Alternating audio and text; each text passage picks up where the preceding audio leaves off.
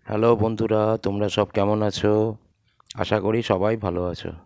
Sanjeev Sardar art and ডিজাইনিংয়ের আমি সঞ্জীব আবারও তোমাদের সামনে একটা নতুন ভিডিও নিয়ে হাজির হলাম।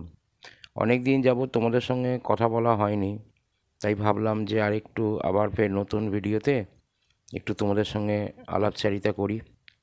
তো আজকের একটা সহজভাবে একটা দৃশ্য করে দেখাচ্ছি তোমাদেরকে, একদম ছোট বাচ্চাদের জন্য বা ভাই বোনেদের জন্য, তোমাদের জন্য করছি। তো এই ছবিটা প্রথমে যখন করছিলাম একটুখানি অসুবিধে হয়ে গিয়েছিলো, যার জন্য ঘরটা বানানো হয়ে গিয়েছে, তারপরে গাছটা বানালাম। হুম এবার দেখো বাদিক থেকে আমি একটা ওই যে ঘরটা বানিয়েছি ঠিক সেম বানানো হয়েছে, কিন্তু এখানে অর্ধেকটা বাদ দিয়ে দিয়েছি আমি। এবার এটাকে বাদ দিয়ে দেওয়ার কারণটা কি, আমরা অনেক সময় কোনো গ্রামে গিয়ে দৃশ্য দেখে যখন ছবি করি, আমাদের চোখের বাইরে কিছু অংশ বেরিয়ে চলে যায়। হুম তো সেগুলো হাফ হাফ করে বা অর্ধেক করে নিতে হয়।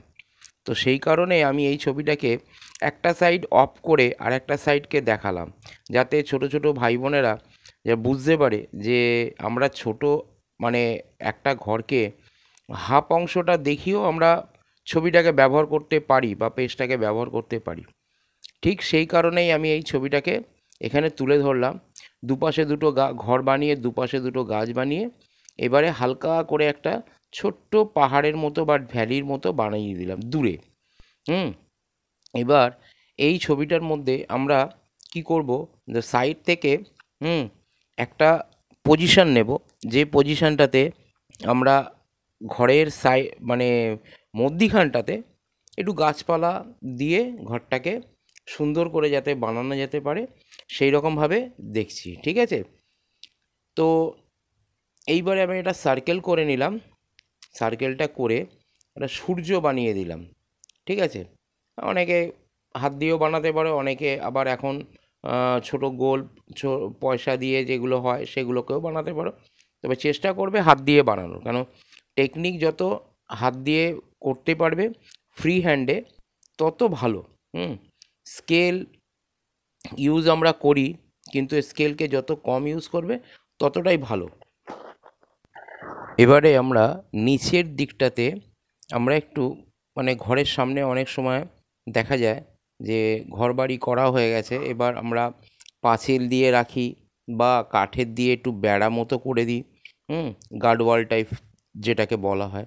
তো এখানে আমি একটুখানি কাঠের ওই রকম পজিশান তৈরি করে একটা বেড়ার মতো তৈরি করে সুন্দর করে জিনিসটাকে করে দিচ্ছি। কারণ দেখো, একটা আমরা সবসময় বাড়ি ঘরদোর গ্রাম বাংলার অনেক কিছু তৈরি করি, কিন্তু মানে সুন্দর গুছানো যে বাড়ি ঘরদোর সামনে যে ঘেরা একটা রাস্তার মধ্যে থেকে ঢোকা, সেই জিনিসটা আমরা খুব কমই করে দেখাই।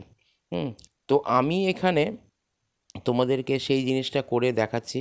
তোমরা দেখতে থাকো জিনিসটা যে কিভাবে আমি করছি। হয়তো তোমরা বুঝতে পারছো যে আমার লাইনগুলো হয়তো বেঁকে বেঁকে যাচ্ছে।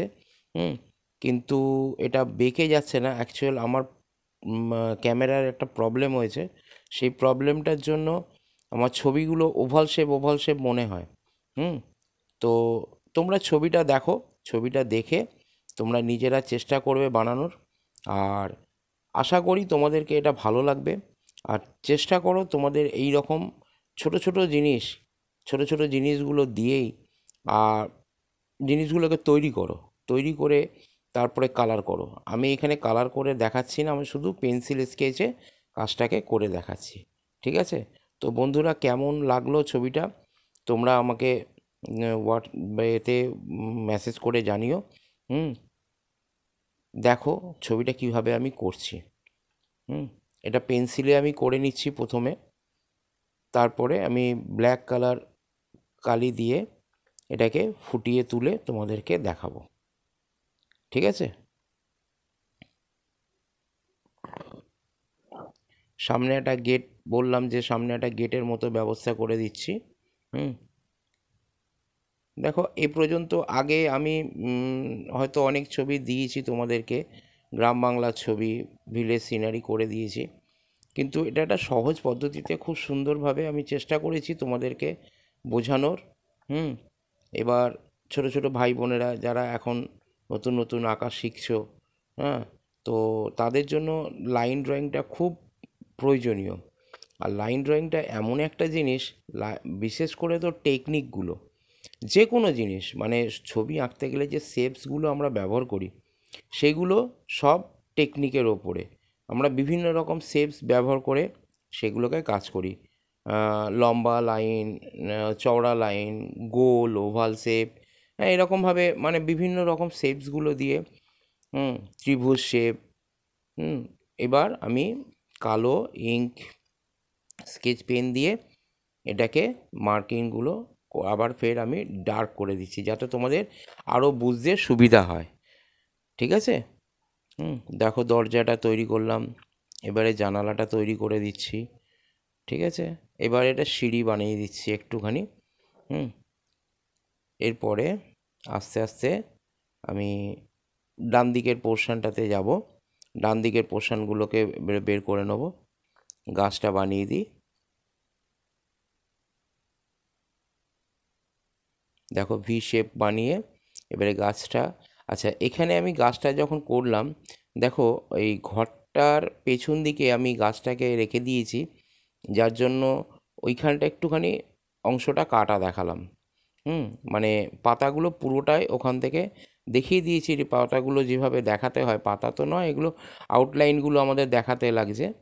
তো আউটলাইনগুলো এইভাবে তোমরা করতে পারো। আর আর যদি তোমরা মনে করো যে না আমরা পুরোটাই দেখাবো, তাহলেও তোমরা গাছটাকে একটু সরিয়ে নেবে, ডান দিক বাদিক করে একটু সরিয়ে নিয়ে তোমরা পুরো গাছটাকেও দেখাতে পারো। সেটা তোমাদের উপরে বা মানে করবে, যে যেরকমভাবে খুশি তোমরা দেখাতে পারো। শুধু খালি আমি কনসেপ্টটা তোমাদেরকে এখানে বলে দিচ্ছি, কনসেপ্টটা এখানে তোমাদের করে দিলাম, যে একটা দুটো ঘর বানিয়ে দুটো গাছ বানিয়ে কিভাবে একটা ছবি বা একটা সিনারি বা একটা গল্পকে তৈরি করতে লাগে। ঠিক আছে? যে কোনো ছবিকে শুধু সেটার মধ্যে একটু গল্প থাকলেই মনে হয় যেন জিনিসটা ভালো হলো। জানি না আমি তোমাদেরকে কতটা ভালোভাবে বলে শোনাতে পারছি। ভালো লাগলে তোমরা কমেন্টস করো। আর অনেক বন্ধুরা আছে মাঝে মাঝে অন্য রকম কথাগুলোকে মানে করে। যাই হোক, আমি তাদের বিষয়ে কান দিচ্ছি না। যাদের যাদের ভালো লাগে তারা তো অবশ্যই আমাকে কমেন্টস করে জানায়, মেসেজ করে জানায়। হ্যাঁ, বিশেষ করে আমার মতো আরও ছোট ছোট ভাই বোনেরা রয়েছে, অনেক আর্টিস্ট আছে যারা ছবি করছে ইউটিউবে। তাদেরকে আমি অনেক ধন্যবাদ দিই। তারা যেন আরও বড় হতে পারে এবং তাদের ছবিগুলো আমি দেখি, খুব ভালো লাগে, খুব ভালো লাগে। দেখো সবাই ছবি আঁকে, যারা বড় বড় আর্টিস্ট তারাও ছবি আঁকছে, যারা ছোট ছোট আর্টিস্ট তারাও ছবি আঁকছে। আমি ছোট বলছি না এই কারণে তাদেরকে, তারা টেকনিকগুলোকে এত সুন্দরভাবে দেখায়। বড় ধরনের যারা আর্টিস্ট হয়ে গেছে, যারা ক্যানভাস পেন্টিং করছে বা অন্য কোনো পেন্টিং করছে, তারা তো শিখে গিয়েছে, তারা নিজেদের মতো ছবি তৈরি করে নিচ্ছে, ছবিগুলো দেখাচ্ছে এখানে প্ল্যাটফর্মটাতে দেখিয়ে দিচ্ছে। বাট কিভাবে তৈরি করব, বাচ্চাদের কিভাবে শেখাবো বা বাচ্চারা কিভাবে শিখবে, সেই জিনিসটা কিন্তু ওরা দেখাচ্ছে না, যেগুলো আমার ছোট ছোট ভাই বোনেরাদের কাছে আমি দেখতে পাই। তো এরকম ধরনের অনেক আর্টিস্ট আছে বাংলাদেশে, আমার অনেক ভাই বোনেরা রয়েছে, অনেক বন্ধুরা রয়েছে, তারা খুব সুন্দর সুন্দরভাবে টেকনিকগুলো বুঝিয়ে দেয়। এরকম ধরনের অনেক জায়গায় আছে। হ্যাঁ, তো আমি তাদেরকে নাম করছি না, কারণ হয়তো তারা অনেক রকম কিছু মনে করতে পারে।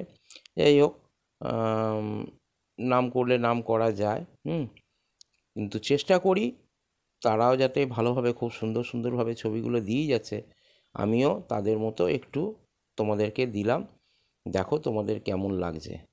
তো ছবি আঁকতে গেলে যেগুলো দরকার আমি আগেও বলেছি, ছবি আঁকতে গেলে যেগুলো দরকার, চেষ্টা করো তোমরা ফ্রি হ্যান্ডে কাজ করতে।